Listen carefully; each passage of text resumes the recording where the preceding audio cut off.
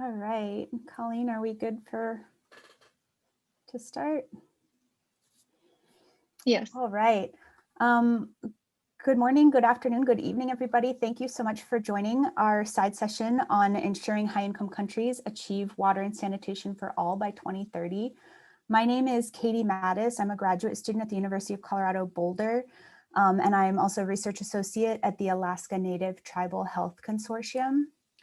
I want to acknowledge that I'm joining the session today from the traditional lands of the Eklutna Dena'ina Native peoples in Anchorage, Alaska. UNC Chapel Hill, our host, sits on the ancestral lands of the Ino, Shakori, and Occaneechi tribes. And I want to recognize and respect the continuing connection of all Indigenous peoples to their lands, waters, and communities. And I also want to encourage that everyone look into the Indigenous history of the lands where you're currently joining us from today. We all have more that we can learn. To start us off today, we want to get to know a little bit about who's in the room. So please go to this session in your Pathable account and click on the polls tab. It should be right under where you hit join. And we have a couple of quick questions there. So if you can answer those while we're introducing the session. And while you're doing that, I'd like to acknowledge all of our collaborators who put this session together. So we have CU Boulder, University of California, Merced, Swiftwater Solutions, Georgia Tech, Indiana University, Dig Deep, IAPMO, the UNC Water Institute, Loma Linda University, and the ITC at the University of Twente. I hope I didn't forget anybody, but we had a massive group come together today to put this together. So we're really grateful to everybody for working with us on that. And then I'd also like to acknowledge our sponsor, NSF International, for sponsoring the session and the conference, making sure that we can all be in here today remotely. All right, so while everybody's filling out the polls, I'll also give a quick overview of the agenda.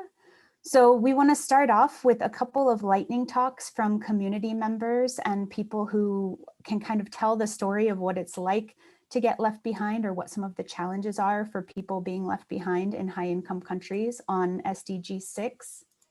So we'll start with those. Then my colleague Colleen Naughton will give the background on our current SDG 6 progress in high income countries. Then we're going to split up into breakout groups for about 25 minutes. We know that is probably not enough time for everything that we could discuss today, but we wanted to try to get a start. So this is the list of the breakout rooms here. Maybe think about which one you would like to join. We're also lucky that because this is a digital platform, we can record the breakout rooms. So we'd like to invite anybody who wants to attend more than one to watch the recordings for other breakout rooms or contribute to the chat or the Jamboards for the other breakout rooms as well, so that you can be involved in multiple groups. These were really cross-sectional issues that we were trying to put into just a few breakout groups. So we know a lot of the topics and a lot of the contexts that we all work in will overlap. And then finally, we'll come back to this room. So please stay in for that part, and we can all reflect together on what happened in the breakout rooms, share those reports, and figure out what our next steps are going to be. So then for our objectives today, we want to understand the status of SDG 6 progress in high income countries.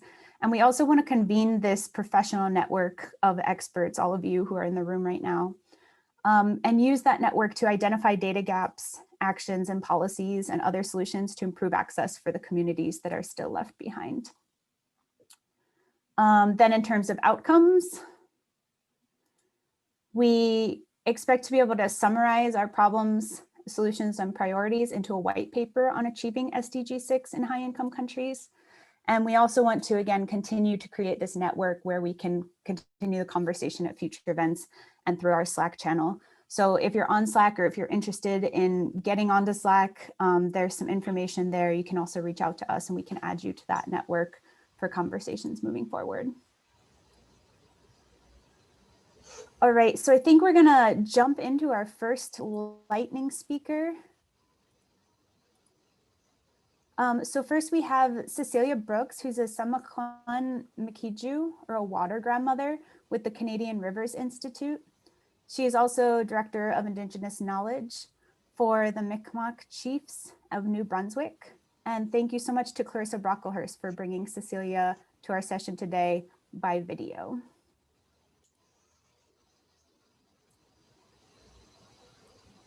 Okay, so I have been working with the Canadian Rivers Institute at the University of New Brunswick as the water grandmother.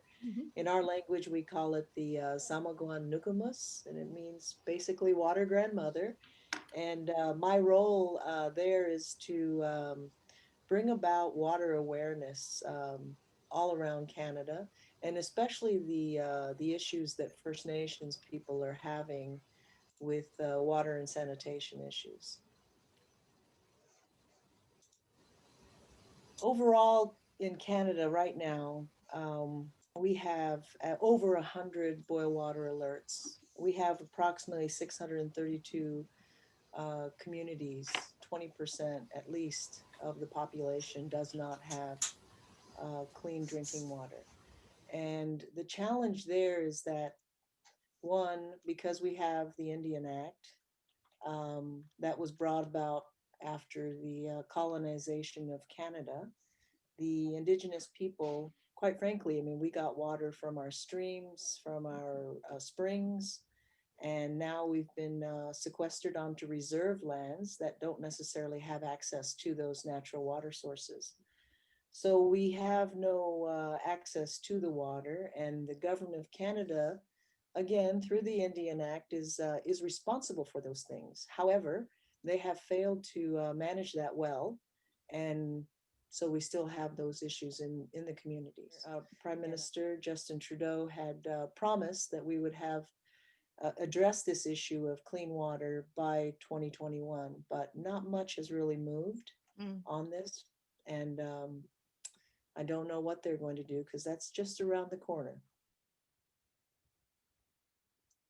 As water grandmother, I travel to the communities here in Atlantic Canada and across Canada, and have come across some pretty serious water conditions, if they have water at all. And I have heard the stories of the people who have no water. And one example that we were just discussing this yesterday at a meeting is in Labrador. They're building homes, and so I said, "Well, do you put toilets in?" And they said, "Oh yes, we do, because we hope one day we will have a flush." And that's a sad thing, right? Is that they still have hope. I guess it's a good thing they have hope, but yeah, it's sad that they don't have water or sanitation. What's interesting is that the Indian Act, obviously it oppresses the Indigenous people, but the oppression is magnified because the government of Canada fails to uphold their end of their responsibilities, which is pretty much, they're supposed to provide us with everything, including clean water, but they don't. And because of the Indian Act, it limits us, even in the reserve system. We can't just go get, a water treatment plant. We can't just do that because it's federal land. So they control everything. I think that the government of Canada first could step up and do what it promised to do. One would be to start from the beginning of honoring the treaties. If we had the shared revenues from all the resources that are being removed from our lands, I would dare say we would have enough money and freedom to build our own water treatment and wastewater treatment plants. Okay, so I have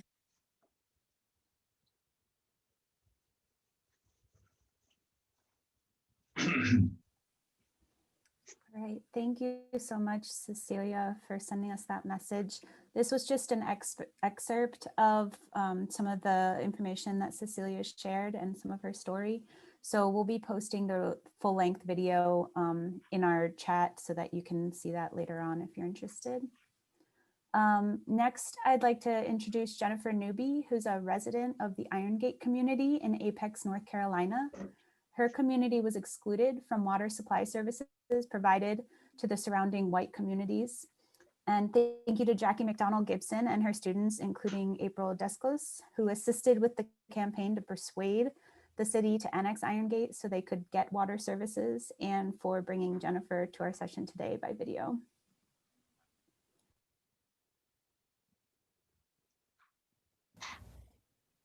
Apex is a mostly white, wealthy community near Raleigh, North Carolina. Jennifer and Newby lives in Iron Gate, a mostly African-American community on the edge of Apex. Although the community was surrounded by public water lines, it was excluded from municipal water and sewer service. This year, Apex annexed the Iron Gate community and extended water service, but not sewer service. Here's Jennifer.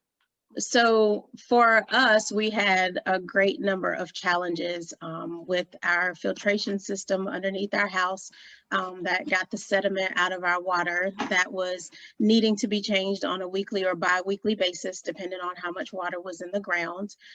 In addition to that, we weren't able to use a lot of real dishes. We relied heavily on paper products so that we were minimizing the amount of water. We did weekly trips to the laundromat in order to be able to wash our clothes. And then if our well ran dry or collapsed, which it did several times throughout the time we've been here, we had to go to hotels in order for us to actually have access to water. Since we've connected to the Apex water, we've had a really good experience. Our water pressure has increased tremendously. We're able to actually utilize our bathrooms at the same time, which was an issue before. We weren't able to shower at, everyone had to shower at different times. We've also been able to minimize the amount of filtration systems that we've gone through. We've definitely, eliminated the cost of having to get new wells or get new systems installed. And so it's really been a great experience with us having the water thus far. With us having 5 members in our household, our well would not have survived 5 people in the house every single day accessing our water. So having the water during the pandemic was very helpful. So the annexation process for, I think, the neighborhood was actually very interesting. It was very informative. I have to say that the town did a really good job with communicating with us. The process itself, although it was lengthier than originally expected, they did communicate very frequently with updates via email as well as mailings home, just to keep the neighborhood informed.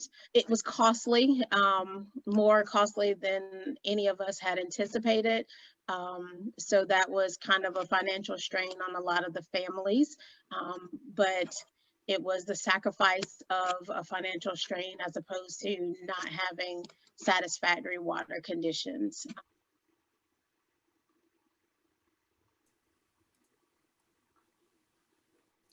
Great. Thank you so much, Jennifer, for sharing that story with us. It's really neat for me to get to hear about folks join us today. And then finally, I'd like to introduce Natalie Escobedo Garcia, who works in the Eastern Coachella Valley with the Leadership Council for Justice and Accountability on programs related to water and justice. And thank you to Ryan Sinclair for bringing Natalie to our session today. And we've got Natalie here live. Hi, can everyone hear me? Good morning, everyone, or afternoon, depending where you're at. My name is Natalie. I'm a water policy coordinator for Leadership Council for Justice and Accountability and a PhD student in social ecology at UC Irvine. I work for the community of Oasis Mobile Home Park. Oasis Mobile Home Park is home to approximately 1,900 people near the Salton Sea in the Eastern Coachella Valley. Unfortunately, in the park, people suffer from very poor living conditions, including lack of access to clean drinking water, flooding, wastewater issues, and trash pileups. The water issues at Oasis Mobile Home Park have been difficult for some time, but they became progressively worse last year. The EPA ordered arsenic violation in August of 2019, where they had they found arsenic in their water system as high as 84 parts per billion. When the EPA had decided that the water system was back in compliance at the end of March of this year. Residents continued to send me pictures of dirty water. They continued to have concerns over the water, and not believing the EPA decision to take away alternative water. We actually began to do our own testing alongside Dr. Sinclair, and through our private testing, we found 2 arsenic hits of 74 parts per billion and 78 parts per billion. We made sure to relay this information to the EPA, and they actually ended up doing their own reopening the issues at Oasis, doing their own testing, and actually finding arsenic as high as 97 parts per billion, and issuing a new emergency order in September of this year. Unique to the community of Oasis is the jurisdiction issues. They unfortunately find themselves in a strange limbo as a result of this country's racist history towards Indigenous communities. During the assimilation period, the Congress enacted the General Allotment Act of 1887, also known as the Dawes Act. The ultimate purpose of this act was to break up tribal governments, abolish the reservations, and assimilate Native peoples. And to accomplish this goal, Congress decided to divide tribal lands into individual parcels and give each tribal member a parcel and sell the surplus parcels to non-Native farmers. These were known as allotted trust lands. Oasis finds itself on allotted land, and as a result, there has been lack of inaction from local and state governments. As we have been told numerous times by local government, it's not their jurisdictional problem. While the issues of jurisdictions are unique to Oasis, the challenges the community faces are not unique to the Eastern Coachella Valley. Many mobile home park communities in the Eastern Coachella Valley, both permitted and unpermitted, find themselves depending on polluted groundwater, living in uninhabitable living conditions, as well as dealing with major environmental pollution. And I had my own timer. That was 3 minutes. Thank you so much, Natalie. So with those stories and with that framing, that's kind of how we're going to approach our conversations and our session today. I want to jump back to our poll responses here. So it looks like we've got the majority of folks coming to us from the United States, with a couple of people from Canada, Europe, and a few other countries as well. So welcome to everybody. We asked that question about what are your WaSH challenges in high-income countries. Initially, we were going to make everybody choose just one, but we decided against that. And I think that was a good choice because pretty much everything was at the top of the list. Lack of sanitation, lack of water infrastructure, operation maintenance, aging infrastructure, microbiological contaminants, many, many more things that we want to be thinking about on the water, the sanitation, and the hygiene sides today. And then I noticed that even though most of our participants seem to come from developed countries or from high-income countries, we've got about a fifth of people, 21%, that do not drink tap water straight from their faucet in their home. So we all have probably some personal experiences and relationships with how we choose or whether we trust how we take part in our own water and sanitation infrastructure in our homes. On the flip side, we have 98% coverage with flush toilets, which is very good to hear, and hopefully that is good progress towards SDG 6. And then we have about a third of everybody who believes that high-income countries will actually reach SDG 6. And that means 2/3 of you don't think that we're going to make it. And with that, I want to turn it over to Colleen Naughton to read us some more into that statistics and let us know how we're doing so far. Hello, everyone. I'm Colleen Naughton. I'm an assistant professor in civil and environmental engineering at the University of California, Merced. Definitely thank you, Katie, for the introduction and all the background and work as a co-host, as well as all our co-conveners. Thank you to Natalie for sharing the story, as well as the other videos that we highlighted I'm going to get into some of the statistics, but I think it was important to hear from the people, their stories. Like, we might say this is 1% or 10% that don't have access, but these are real people, and they have real stories and real challenges that need to be addressed. And SDG 6 is water and sanitation for all and leaving no one behind. And that's in 10 years time after or enduring a pandemic. So some of the statistics, the JMP, the Joint Monitoring Program with the World Health Organization has, where you can break out from high income countries. So we're seeing overall high income countries are 98% access to safely managed drinking water. But even the US has a 330 million population. That's 1% of that is 3.3 million people that don't have access. And it's kind of increased over time, but it's been remaining steady. And we're seeing people lose access or lose affordability, which is one of our breakout rooms, particularly during COVID-19. Sanitation, always a little bit worse than access to drinking water. The high income countries have about 85% access to safely managed. And we see that it's kind of, again, remaining steady since the mid 2000s. Open defecations has been, in 2000, it was like 0.26%, and has been remaining steady for the last 7 or 8 years at 0.11%. So we have a breakout room on people experiencing homelessness. This might be part of it.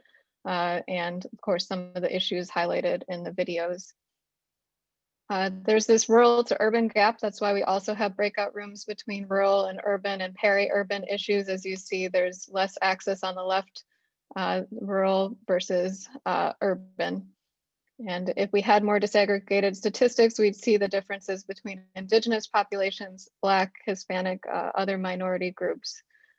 In the United States, at least, 1% don't have access to clean drinking water overall is a statistic, but 6.5% of Indigenous populations don't have access. So almost 6 times, and it's similar for Hispanic and Black communities, sometimes about 3 times less access, depending where you are. And of course, there's a lot of variation between countries that safely managed, and have some island nations especially that are struggling. And United States ranked a little lower than some of the other developed countries. And hygiene, not as much data here over time. It's about 97%. And we're definitely seeing the need for good hygiene during this time. And as I mentioned, SDG 6 is about leaving no one behind. And by focusing on high income countries, we're not saying that we don't need to address the large disparities, especially in sub-Saharan Africa and other places in the world. I was a Peace Corps volunteer in Mali for 3 years. I had to fetch my own water. I lived without, running water or sanitation. And so that's very important. Less than 1% of the US budget is on international development. We should maintain that, but use and allocate more funds to making sure all people in the United States have access to clean water, sanitation, and hygiene, and all people in Canada and other high income countries. And so this is the US data. Remember that SDG 6 has like 6 indicators, and then also like 6A and 6B.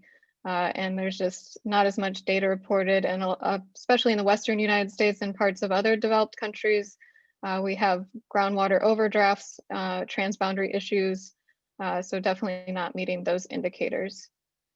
And the United States EPA statistics show us that relatively about 90% safely managed drinking water, and that's remained since 2000 like the same. So we're just really having difficulty providing access to that last 10%, 1%, 2%. And if we can help figure that out so that other countries can also learn from that example and lead this area, that would help.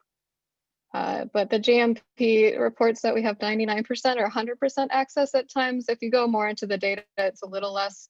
So there's kind of these discrepancies between statistics, and that's partly, the United States commitment and data sharing with the United Nations.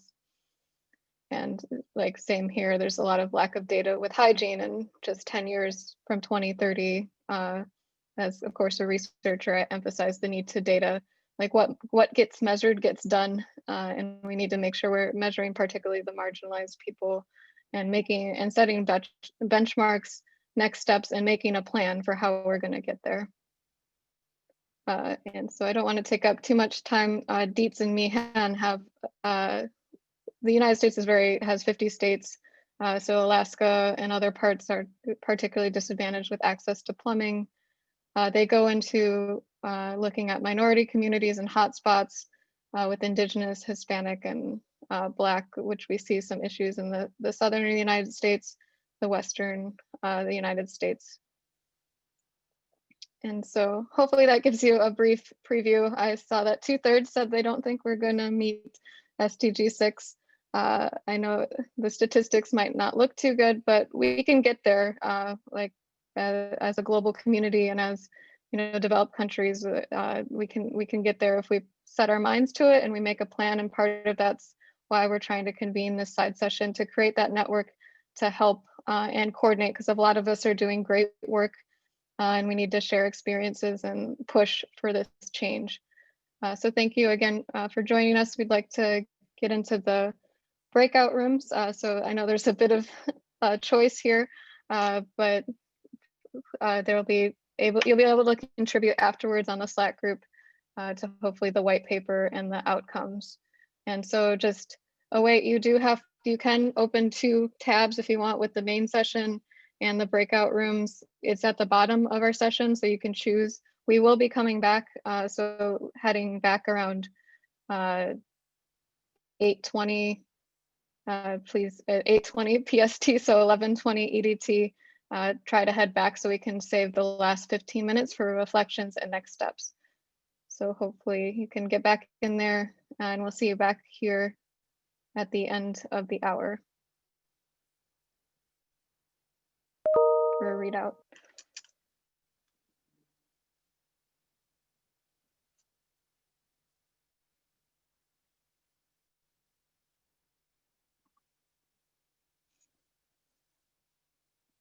So hopefully all breakout rooms are working. If not, you can stay in the main session. But let me know if there's any questions.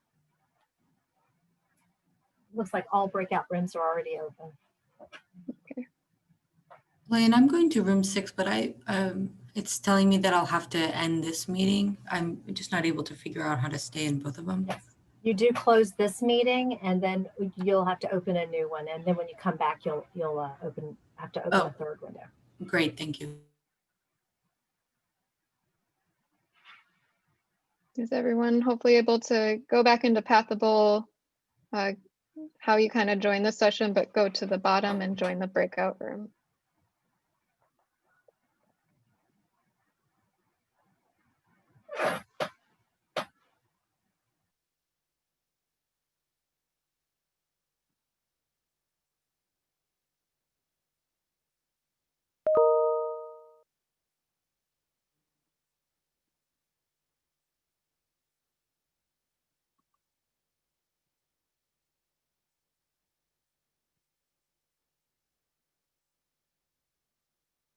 And let me know if anyone has questions about how to get into the breakout rooms.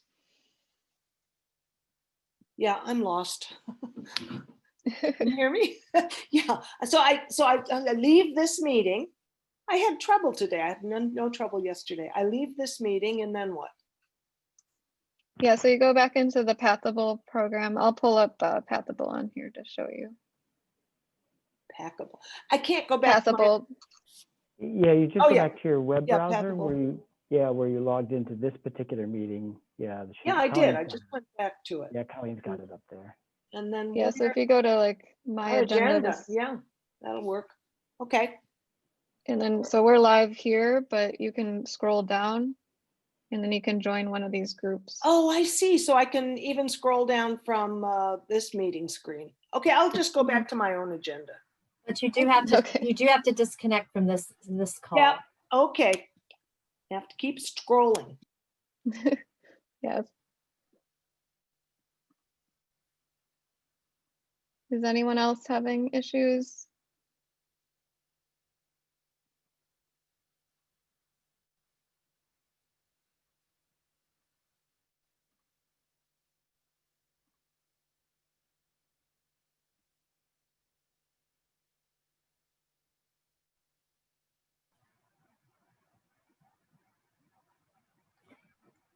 If you are tuning in and wondering what is going on, we have moved into breakout rooms. If you have a question, you are able to unmute yourself and ask, and we can assist you in helping you find your way to a breakout room.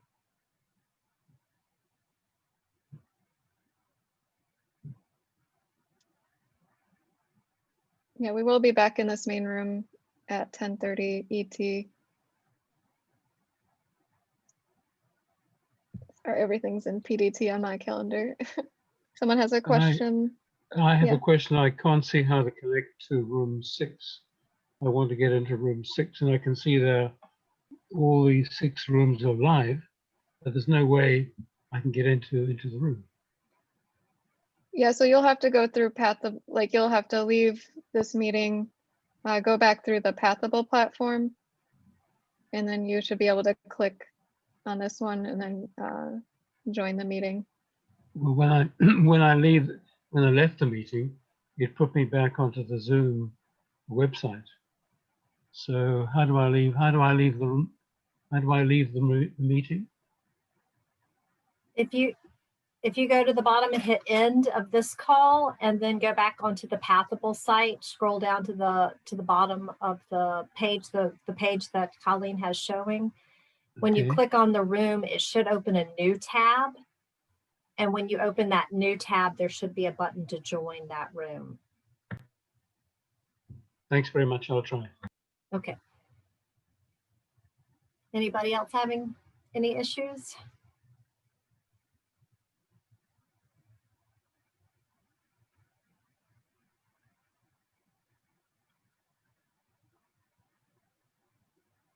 Colleen, did you plan to go visit any of the breakout rooms, or do you need me to pull that up on my screen?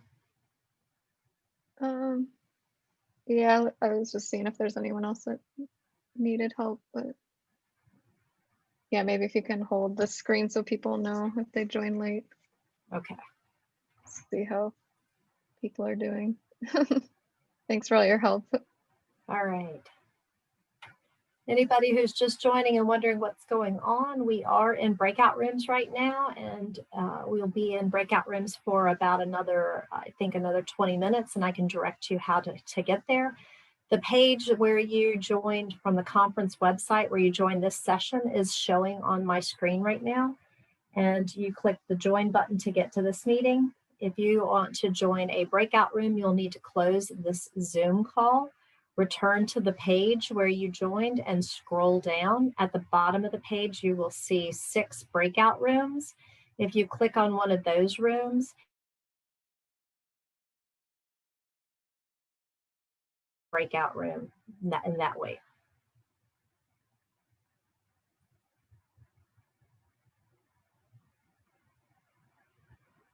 And they will be in the breakouts for about another 20 minutes or so.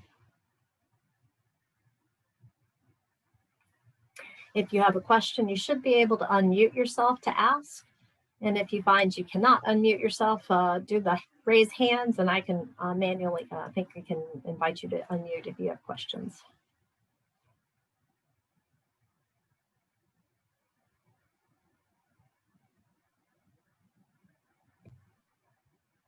Well, I'm still struggling. I can't see how to move to room 6. I seem to have got into room 1, yeah, but I can't get to room 6 at all. I can't see where the 6s are. Do you see the page that I'm showing? I'm sharing my screen, and I'm showing the addressing WaSH page that you. Yeah, I see that. From. Yeah, I see that. And at the bottom, when you clicked on did you click on the room and it didn't take you to the room you wanted? Yeah, I did. I tried that. I clicked on the room and it doesn't go. Let's see. It says live. Same here. I have the same problem. And you're both trying to get into room 6? No, I'm trying room 5. Give me just a moment and I will try to pop a link into the chat, and then you should hopefully be able to click on that and get into the room you're trying for. Thanks very much. That's great. Shall I unmute? This one is room 6. If you're, oops, sorry, I didn't share it with the right person. Okay, I room 6 live. Did you just have a message pop up that should give you the link to get Okay, into now, room 6? right, okay. And Now what do who, I do? Just click on that. if yeah, I think you'll have to Oh, good, yeah. copy and paste that, and then close the window that we're in right now, close the Zoom call, and then click on that, and it should get you hopefully a new Zoom call. Okay, I'll try. Thanks for. And which other room wasn't working? Did somebody else have a problem reaching one I needed to give you a link for? Yeah, I did. It's now showing on the passable screen. It's now showing room 5, but I guess I still have to close the Zoom link and then it should do something else. So let's see. Okay. It's If it doesn't work for incredibly you, slow, which is probably the issue. yeah. It's like it's working on it, but okay, thanks. Good luck. Right. Okay, so I've copied it. What do I paste into? Where you'll do I paste? If you'll just paste it up into the navigation bar, where the HTTPS or the www where you would typically, but you'll need to close. If you click on that, I'm not sure if it'll take you to that session page or if it'll try to open a new window. Okay. Okay, I'll try that. Thanks. Okay. Thanks.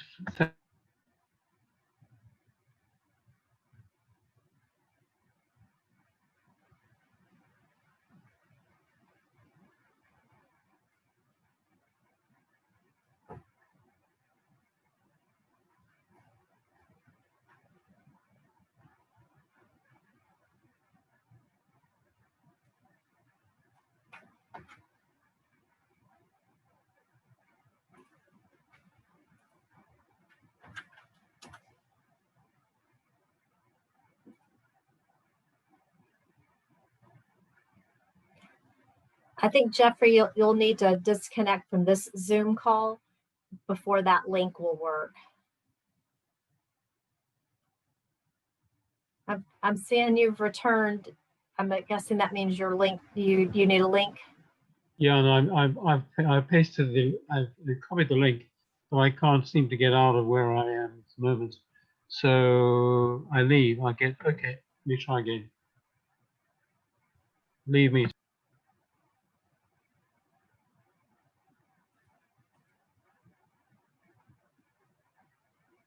If anybody else in the room is having problems connecting with the breakout room you're aiming for, just unmute yourself and let me know.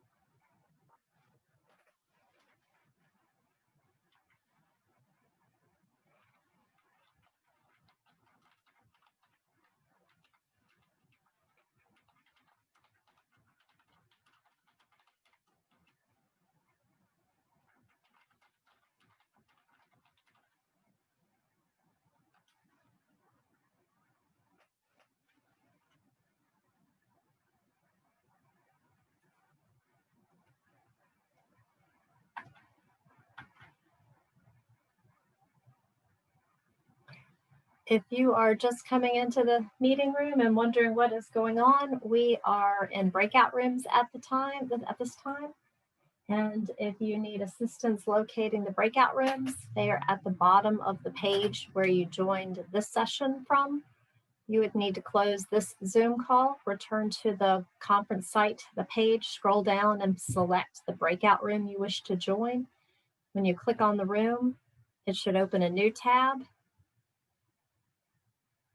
for the room that you're wishing to join, and click the blue button at that point. If you're having any questions, you can unmute yourself and I can help you.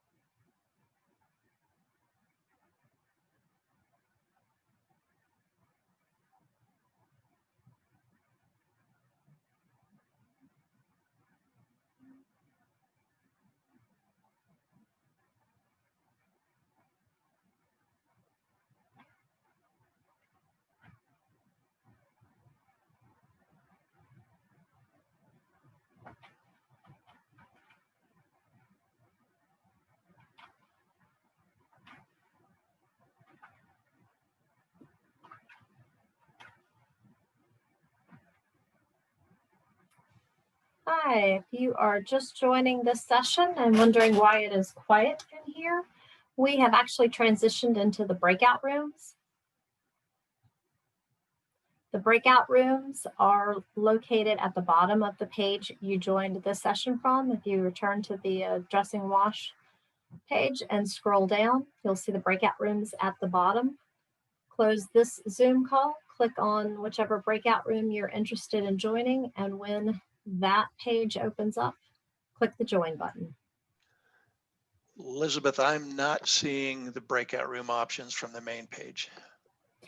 Which breakout, let's see, when I put it back up, you tell me if you see which breakout room you're interested in, and I can give you a link directly to it.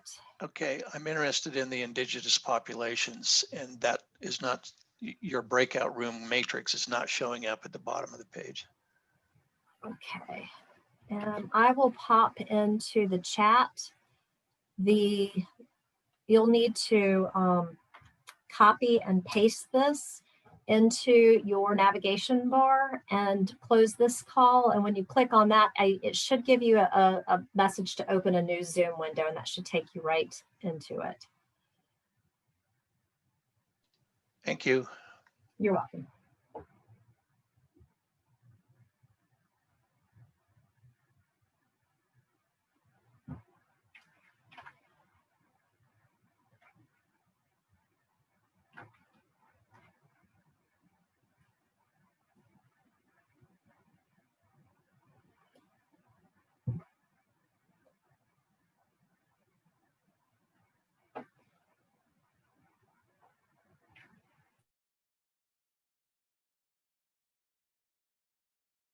If you are just joining this room,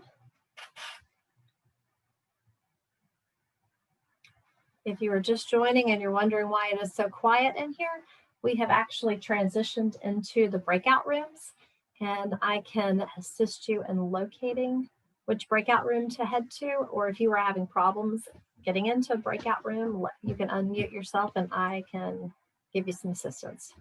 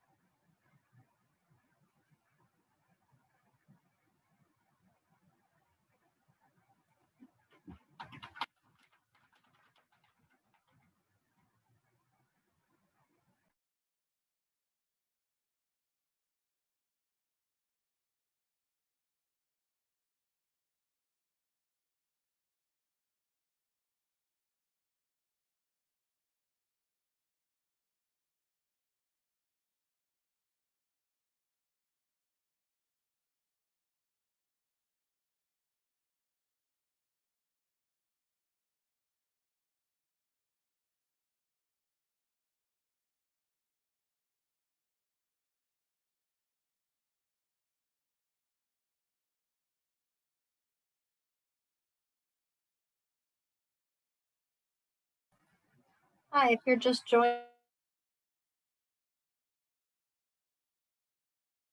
at the moment, from the Addressing WaSH page where you joined this session, if you scroll down, you will see the breakout rooms listed.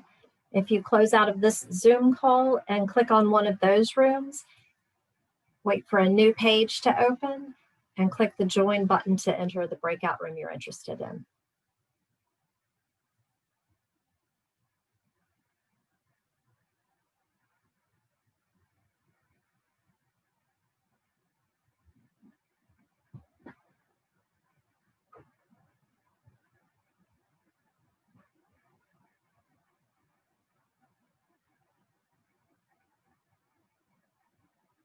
And share screen with the Jamboards, unless you have a different preference, just let me know, and I'll go in order 1 through 6.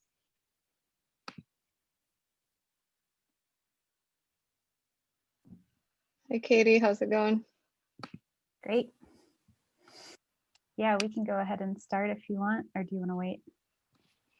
Do we look like we have critical mass? 78 people. Yeah, so I guess you all actually were able to follow directions and leave early. I'm sorry we had to cut the conversations short, but thank you for participating. We would have loved to be in person. We've learned the Friday Center is much easier, so we'll be very thankful for that.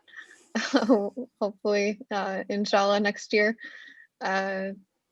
But again, this is just the start of the conversation. Please join the Slack group if you can. I'm also still I feel new to Slack. So if you haven't created an account, don't be put off by it.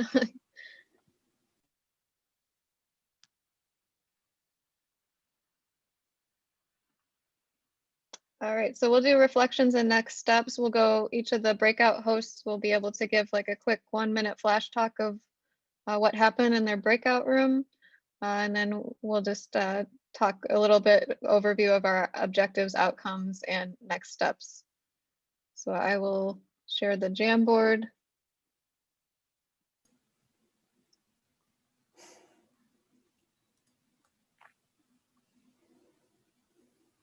Right, there's a lot of Zoom windows. Can everyone see? Oh, that's number 1. Okay. There we go. So we asked everybody to introduce ourselves first, and you can see there is this giant gap under the category of I am an Indigenous person, which means we don't have the right people in the room for this conversation. And that's a major challenge, and one that is a big part of our next steps that we discussed. You can switch to the next page, Colleen. So we need to make sure we have the right people in the room, and that was a challenge that Clarissa issued to all of us that I know I take very seriously. When it came to challenges, we talked about lack of representation and historical exclusion, some of the colonial legacy challenges for Indigenous communities, and then building and sustaining capacity for water and sanitation services and infrastructure. And also helping people get the full rights and dignity of any other citizen or resident. So making sure that we can find full solutions that people are satisfied with that are also technically sound. So we have a lot of really big next steps moving forward, but I'll stop right there. Okay, thank you, Katie. Joe Brown. Yeah, I'll just overview and Joe can chime in. Yeah, we talked about the breakout room for homelessness, and the biggest kind of information and knowledge gaps that we were discussing is really just around data collection. The current survey that is a cross-sectional survey every January doesn't count everyone in the United States who is experiencing homelessness. It's definitely an underestimate, and we really don't lack a comprehensive understanding of how many people are experiencing homelessness every year throughout the US. And there is no good data on access to public toilets or what just water and sanitation and hygiene facilities are available for people experiencing homelessness, whether that's in shelters and in transitional housing or people who may be sleeping outside. So kind of then even trying to think about approaches and next steps are often hard when there's limited data to work with. And one of the biggest challenges that we're discussing is just the entire stigma around homelessness. And it's because of whether mental or physical illness that people are experiencing. It can be a challenging population to work with. And then working with them in terms of trying to even argue for solutions, it's tough to do so without further stigmatizing them and just kind of trying not to view them as a problem, but offering solutions without further stigmatization.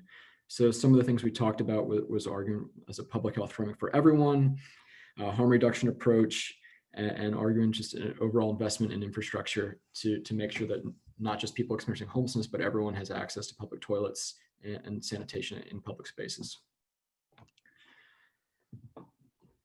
Joe, you want to add anything? No, that's a good summary. Thanks. Yeah, great. Thank you. Especially, yeah, public toilets for all. Let's put that on some signs and billboards everywhere. Thank you for your time. Okay, so rural WaSH. I think they win for most.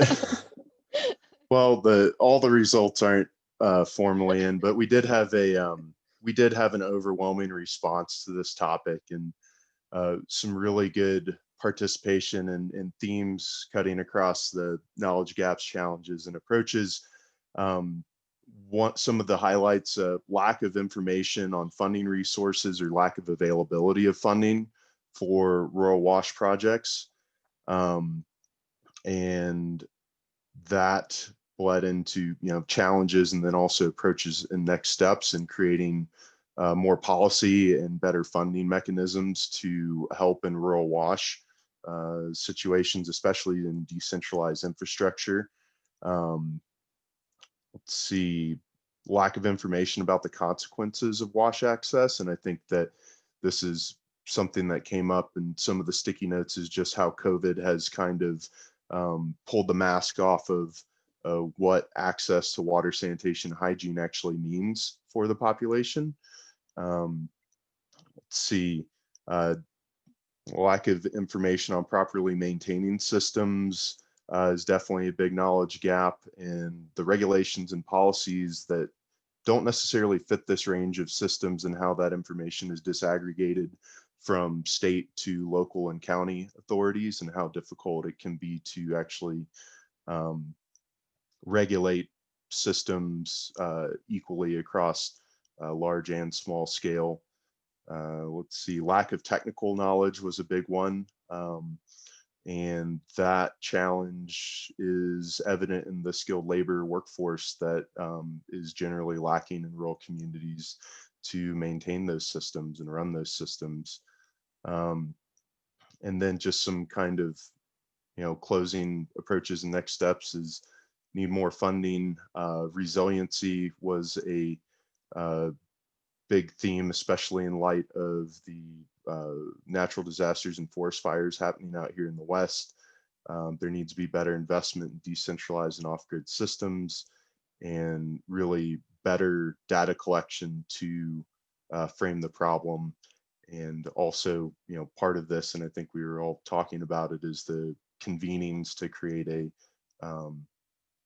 domestic WaSH sector that can bring organizations in together to work across sectors. Great. Thank you, Alan. Thank you, Dig Deep, or Julie, for hosting this breakout room. Okay, we had affordability and financing. Did I get the wrong? Yes, so I sent you the link, Colleen. Okay. I don't know if you have the most recent one. That we had a little issue, so we created a separate one. So if you have Okay. that, I can post it in the chat if you'd like. Yeah, that'll be a little faster. Yeah.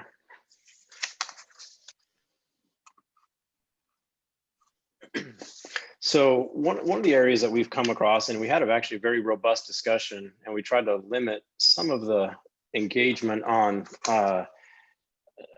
in order to really kind of dig down into the weeds on some of these issues. And one of the areas I know we've talked about in other areas is the census. That was a discussion topic, and by many, I think, in this area, but the census questions still don't purely and accurately represent those with WaSH and area access.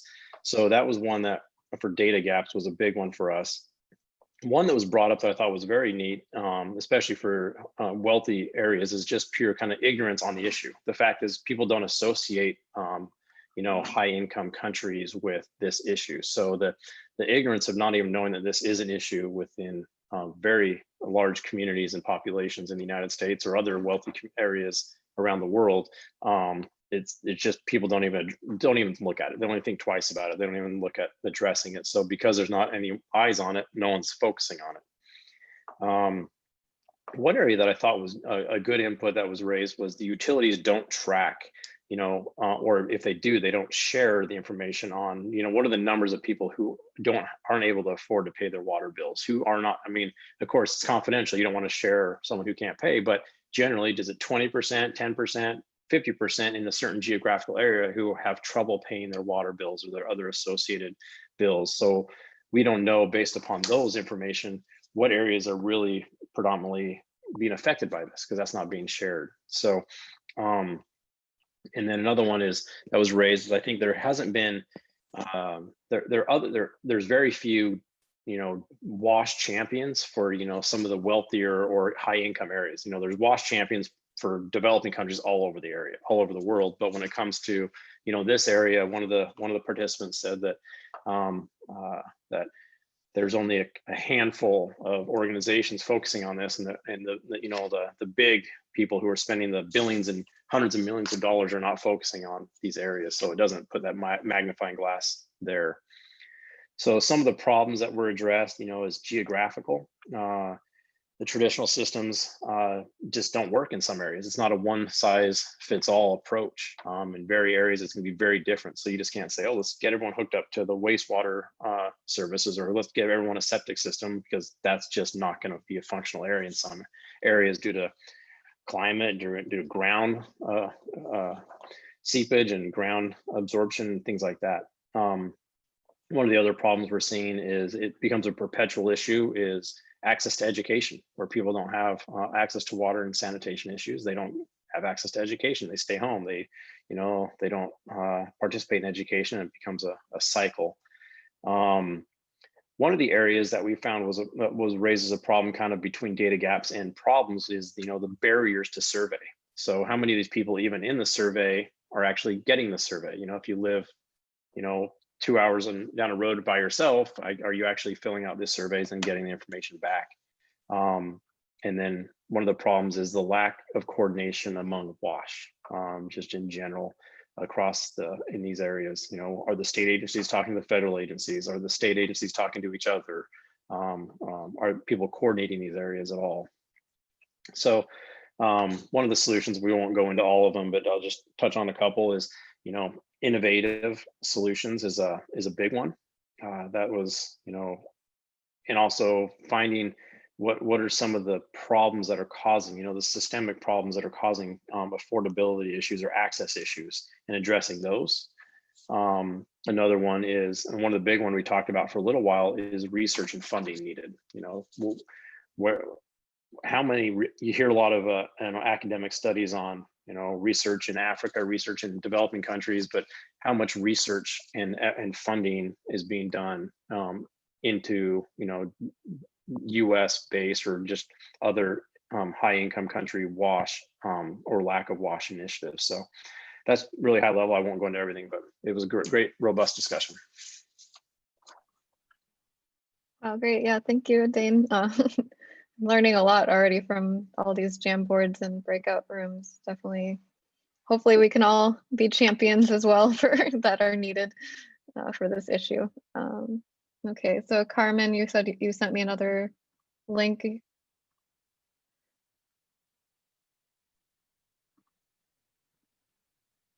you so much. I think many of the topics that were raised in our breakout groups were already mentioned. So I will focus on the ones that are new, maybe, or that are were underlined very much or highlighted. So for urban, peri-urban, and informal WaSH access, definitely data is a big issue, because where does an urban area end? Where does peri-urban start? And how do we find out, how do we record informal settlements? So it's a knowledge gap and a challenge at the same time, that high resolution data on access to urban, peri-urban, and informal WaSH access is pretty much not available and very difficult to record in many high income countries. Besides a knowledge gap and also challenge is how to identify, and this also relates to data as well, how to identify these invisible communities and how can we make sure we involve them in conversations on how to improve WaSH. Several of these discussion points were already covered. Also, one thing that was raised several times is how do we make sure we address WaSH in the same way that it is addressed developing countries in high income countries, but this was covered. A challenge that was raised was connection fees in peri-urban and informal settlements for utilities and how to cover them. Then one big challenge, particularly for informal settlements raised, was informality and the lack of documentation, the lack of, and this again goes back to, is again a data problem. How can utilities, how can authorities, how can the governments make sure they serve those communities if many of the community members go undocumented? And then one issue that was raised in the context of colonias in Texas was that community members or communities may not even realize that annexation to water connection is an option because of lack of education, which may be widespread in those underserved communities. And another challenge that was mentioned, and it all again goes back to informal settlements, was mistrust in government authorities. So communities mistrusting government authorities, but also government authorities possibly mistrusting certain communities as well. So that's a big challenge. And so as approaches, next steps, possible solutions or way forward, I think the main takeaway was that it's important to involve marginalized communities in urban, peri-urban, informal areas or settlements more in decision-making processes to make sure they're better represented. And yeah, that's the main, I guess, summary points of our breakout group. Great. Thank you, Carmen and Riley, for that, leading that discussion. Some really interesting points as well. So our last but not least, aging infrastructure group.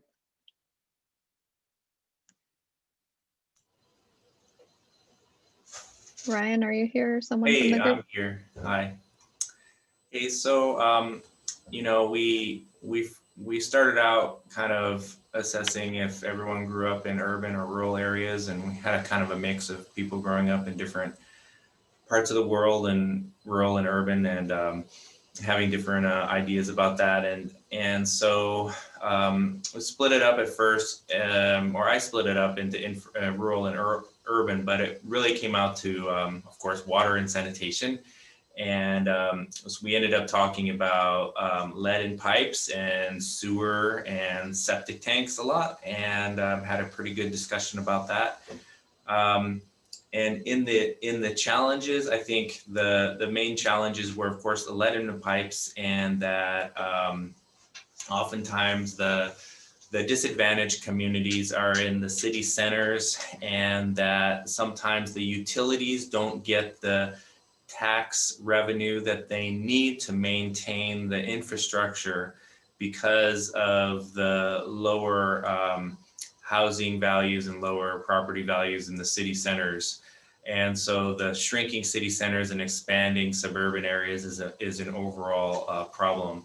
And it's because, you know, sometimes the city centers also are overbuilt and have larger pipes in the middle of the cities. And so you'll have, it's harder to maintain those oversized systems, and that's kind of cutting down on the efficiency of the treatments plants. And that's kind of a global sort of approach to it. But what it comes down to is that lack of maintenance then, and that falls into the disadvantaged communities. And I also brought up about how certain city Chamber of Commerce and different city development agencies will often prioritize new developments and neglect older developments that might be suffering from infrastructure. And that's pretty common around the United States for both water and wastewater.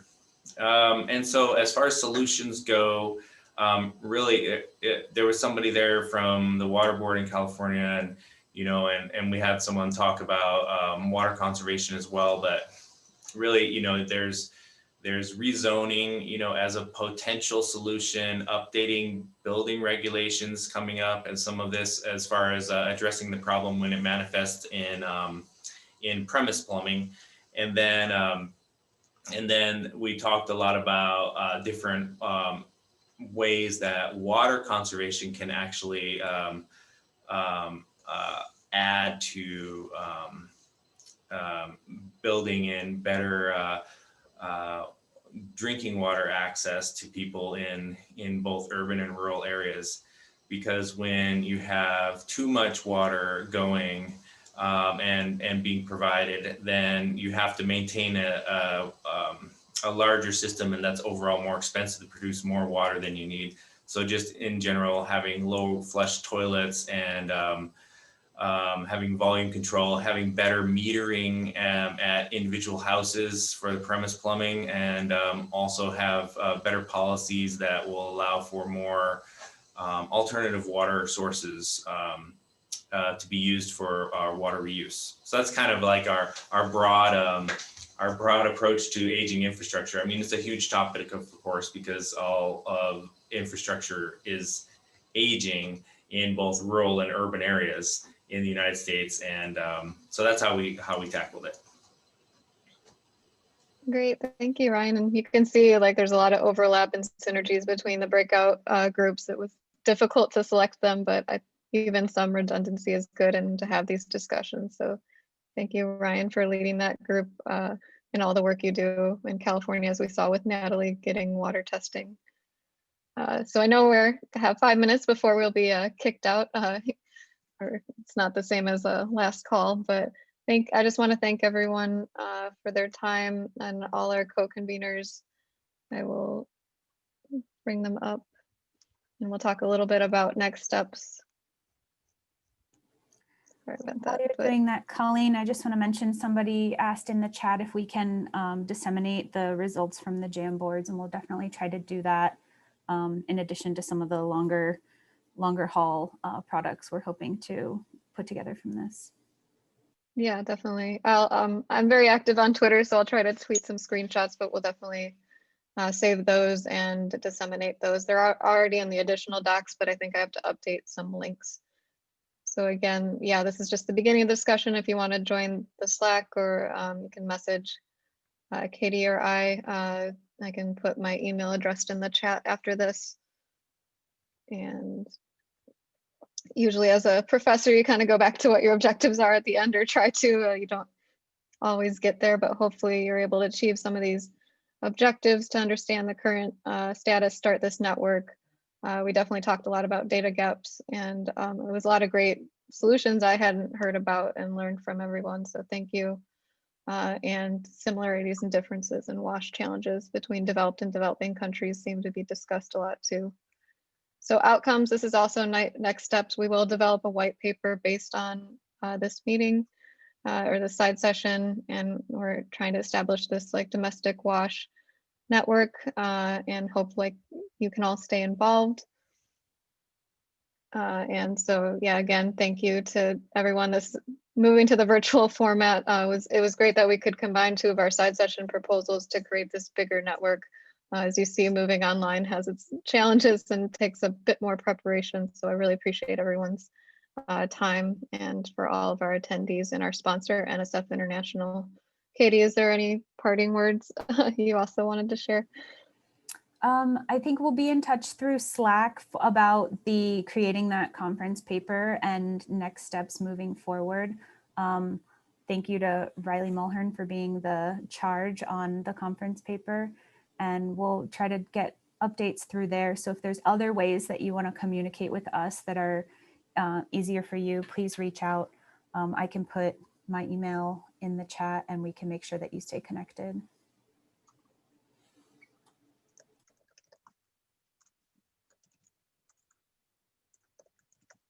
Okay, well, thank you, everyone. I know you may all need a bio break before you get to the next session. So thanks again. I'll stay on until we actually get kicked off if there's any last questions, but it was great to have everyone and learn so much. Thank you. Thank you all. Enjoy the rest of the conference. And thank you to UNC for making this happen. Bye.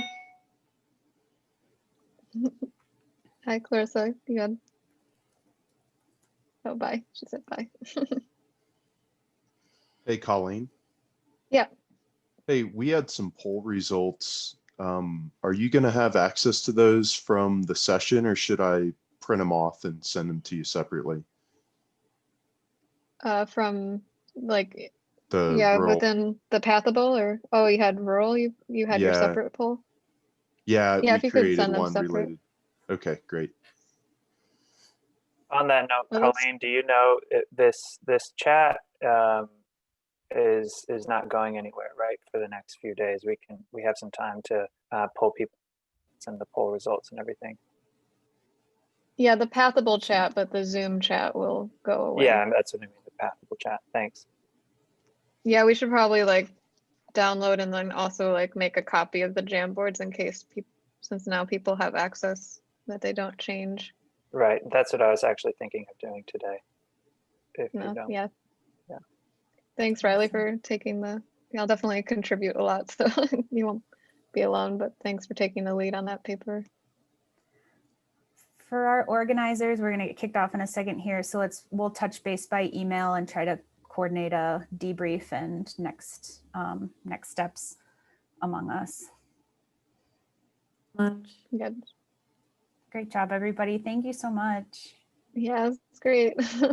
Thank you, Katie and Colleen. You guys did a great job.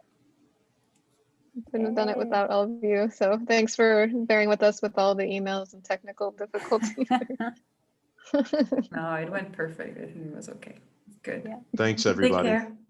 Yeah, Bye. please send notes and emails, put them on the drive. Yeah, thanks. I guess it's not actually kicking us off, but I guess I can end it or so you can all get back to your lives. Enjoy the rest of the conference, everyone. Yeah. Bye, you too. Bye. Thank you.